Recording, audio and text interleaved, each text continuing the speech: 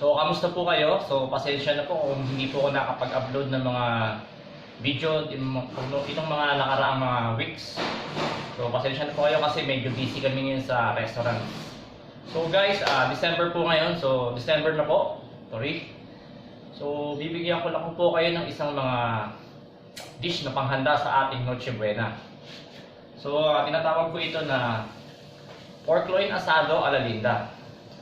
So, tinawag ko itong alalinda kasi dahil ito yung special dish ng aking mother since I was young. So, kapag kayong Noche Buena, hindi mawawala sa aming sa aming hapagkainan. So, start na natin ang pagluluto nito. Okay? So, guys, ito na yung ating mga kailangan sa ating pork loin asado. First, kailangan natin ng pork loin. Then, kailangan natin ng salt para sa ating marination ng ating pork loin bago natin siya i-braise. Also, crushed pepper. Also, kailangan din natin ng peppercorn or buong paminta. Tapos, bay leaves or dahon ng laurel. Fresh garlic or of course bawang. Then dry chili para sa ating pampalasa or para lumabas yung kick ng ating pork. Then fresh tomato. Also fresh onion, tomato sauce, at ang ating vinegar and soya sauce.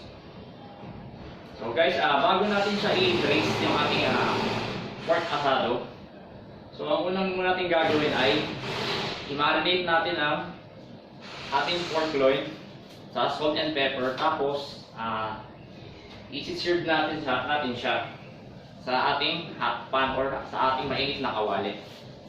So ngayon, lalagyan ko na siya ng salt and pepper. Para mas masarap ang lasa niya kapag i-braise na natin siya.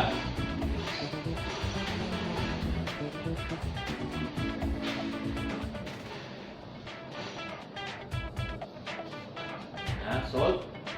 Guys, alala na kayo sa paglagay ng salt and pepper kasi gagamitan mo din siya ng salt, ng soya sauce dun sa ating asado. So, alalay lang. Just to taste lang. Para magkaroon siya ng lasa pag sinalo na natin siya sa ating sauce ng asado. So, ayan. Tapos na ang ating i-marinate ito. Lagyan na natin ng salt and pepper. Next nating step ay lagyan na natin sa ating hot pan ang ating pork loin para i-stir natin siya ng konti. Now, let's go.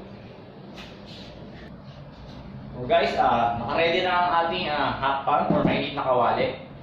So make sure na ang ating kawali guys ay umuusok para maging maganda yung caramelization ng ating meat. So guys, reminder lang, dahan-dahan kayo sa paglalagay ng karne sa kawali. Kaya baka matalsika kayo ng mantika.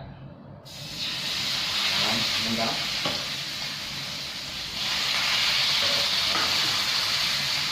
so hindi naman natin siya guys i-fully cook ng ating pork loin kasi actually madali naman siyang palambutin.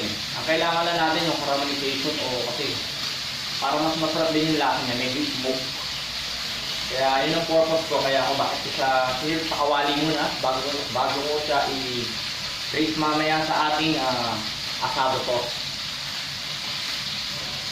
I-filter natin siya ng lahat ng sides niya. Medyo hindi pa luto, medyo hindi pa siya nag-brown, so hintayin muna tayo ng konti.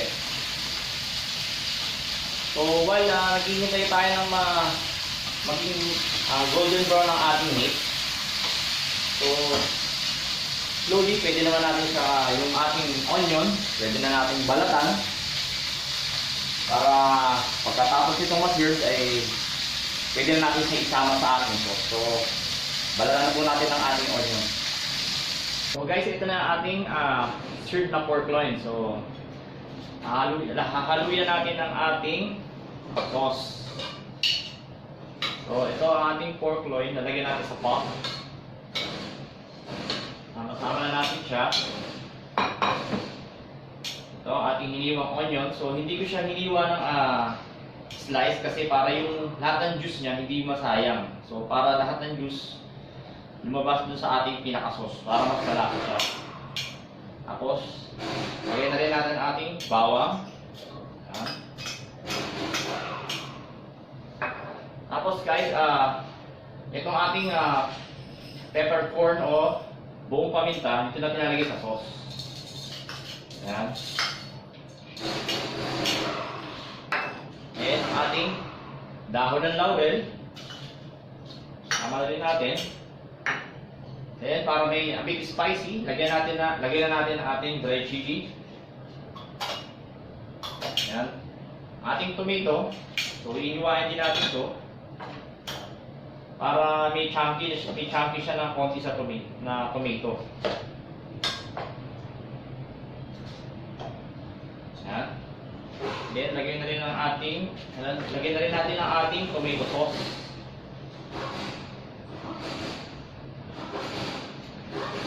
Ayan. Hindi natin lalagay lahat.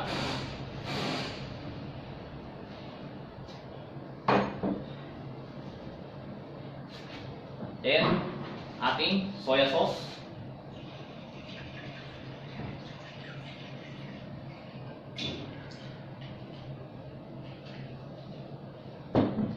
Then, ang konting vinegar.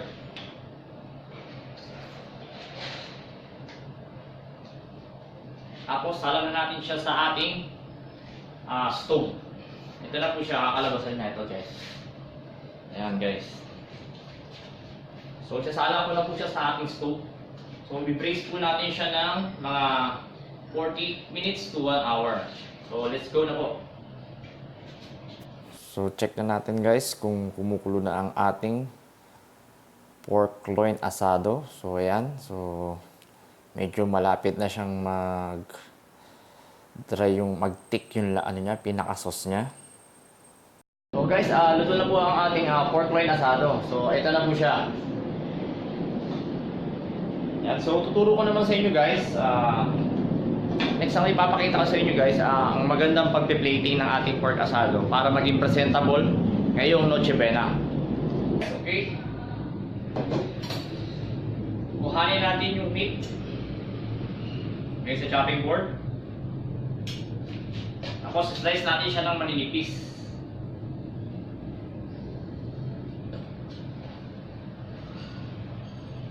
Dahan-dahanin nyo guys ang pag-iiwa ng meat para hindi siya nasisira.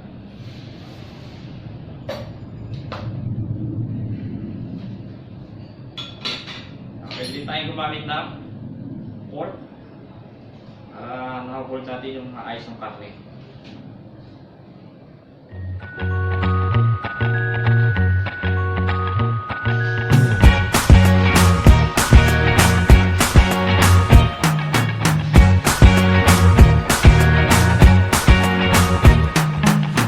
Forget the day we met. Your eyes so blue, me piercing through. I can't forget the day we met. Your smile so bright, it made me swoon. Our love is like a summer's day hot. Ayan, salin na natin siya sa ating plato.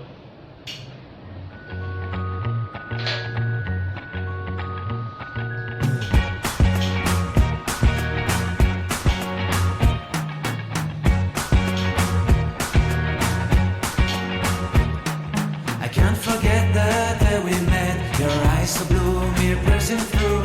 I can't forget. Okay, lagyan na natin siya ng sauce on top.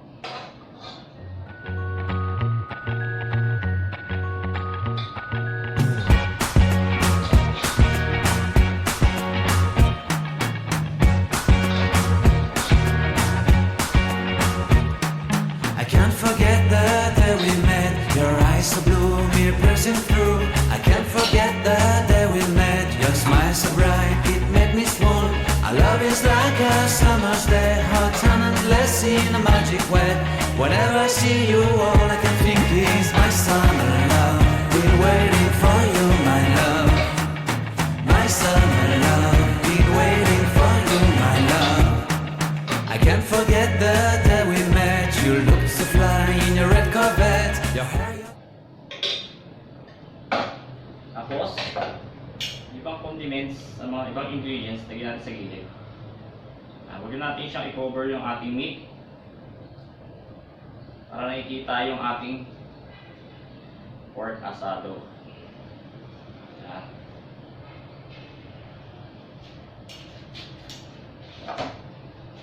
So ito na siya guys, ang aking pork loin asado.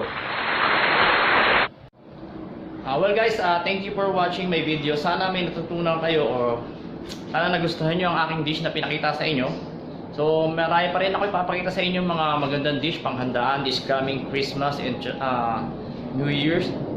So just don't forget to subscribe to my channel and like it. So see you to my next video. Bye bye!